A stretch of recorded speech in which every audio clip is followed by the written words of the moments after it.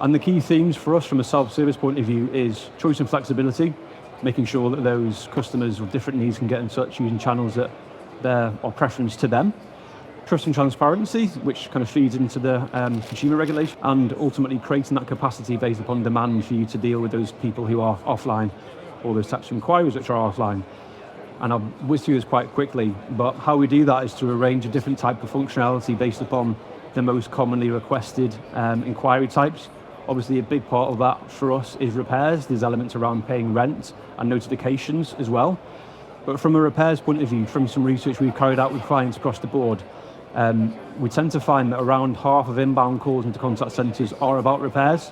We find that about 60% of call backs to customers are about repairs, and 40% of repairs calls are about existing repairs. So just someone, going back to that call term before, someone getting in touch to ask where things are up to because they're not sure what's happening next.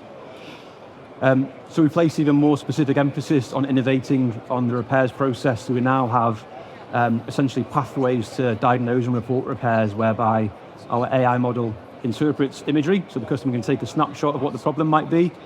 The app will interpret what the problem is and suggest it to them, and if there is some gaps, they can use their voice just to fill in the gaps. Again, that's sort of interpreted and sort of feeds into which SOR code is attached to it, and feeds into the scheduling as well. And the benefit of this is, from an accessibility standpoint, what we can do is actually make that voice multilingual, so people who are non-English first speakers can actually use this piece of functionality and get in touch to report their affairs as well.